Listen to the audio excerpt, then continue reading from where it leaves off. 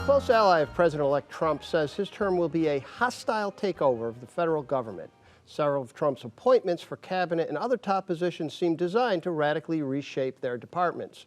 So, Rick, what are we to make of his picks, and can he actually bypass the Senate using recess appointments?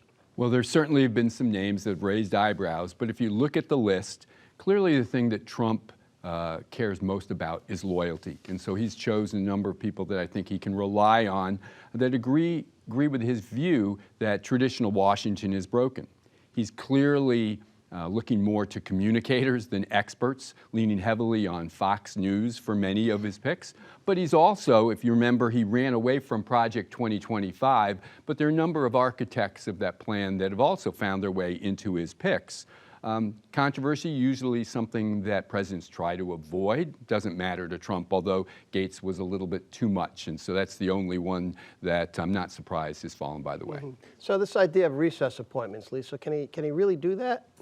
You know, there's two problems for him, two significant problems. One is getting the Senate into recess, which if the Senate exercises its constitutional role and doesn't kowtow to him, isn't necessarily going to be easy. I mean, there's this theory that he can order the Senate and the Congress into recess, but no president has ever attempted that. And there's, I think, good arguments on both sides as to whether a president could do it if the Senate resisted, at all. But even if he could get the Congress into recess, interestingly, he would face, I think, some significant headwinds at believe it or not, the Supreme Court.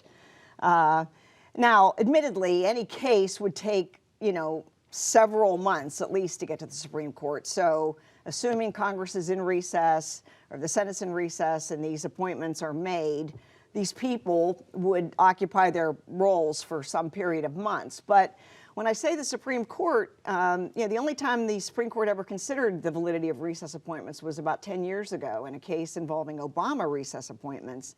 And they rejected unanimously the recess appointments because the Congress wasn't in recess for long enough. But interestingly, three of the court's stalwart conservatives, Roberts, Alito, and Thomas, took the view that the recess only means the recess between the annual sessions of Congress. So this notion of ordering a Congress, into recess wouldn't work.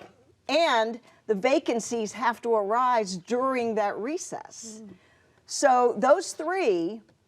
So that's if he really tries it, and of course it would go, that court case would take time, and it sort of means you need to get your cabinet. Sort of plays into his argument that the government's, the deep state is trying to prevent him from getting his people in there. But would he even need them, do you think? A recess appointment. So it certainly doesn't seem like, and it doesn't seem like his best route anyway, since recess appointments only would last till, I believe, 2026. So, no, it seems pretty clear to me he has a majority in the Senate. They're going to fall in line.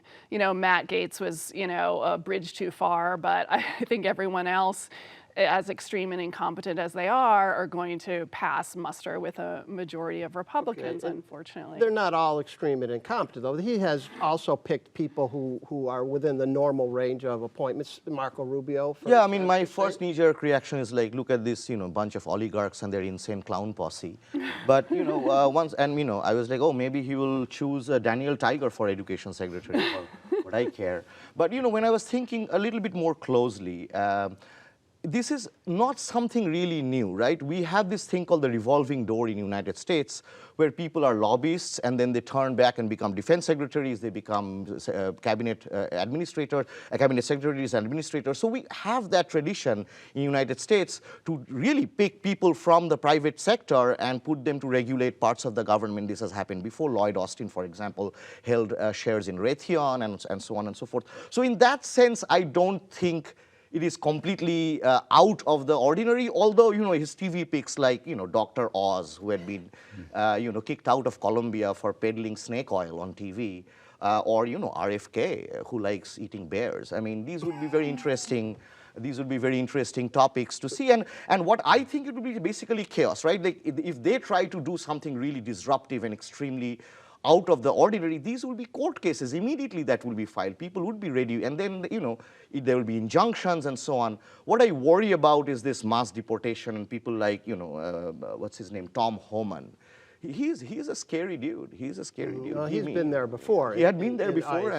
and Pam Bondi also. Well, Rick, I just wanted to respond. You know, Sarah said that he doesn't really need these recess appointments, and I agree, but so that sends a very bad signal to me. Remember, he said on day one, I'm going to be a dictator.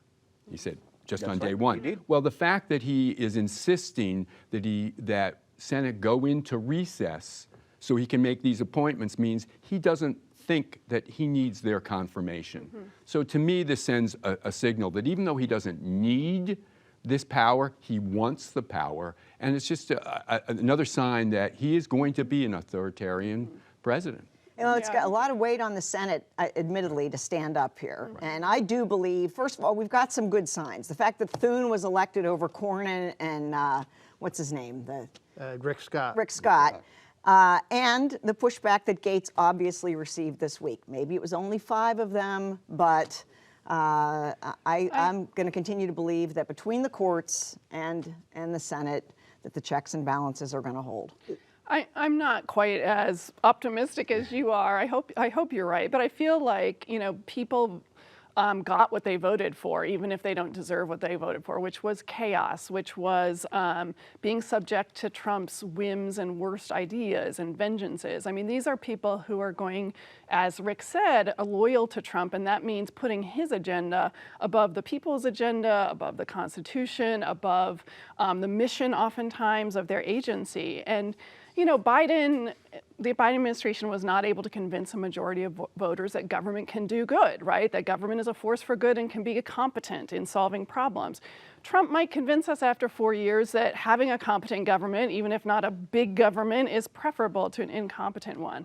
And that's going to require some work on the part of opponents to point out that on the ground how these appointments matter to their lives.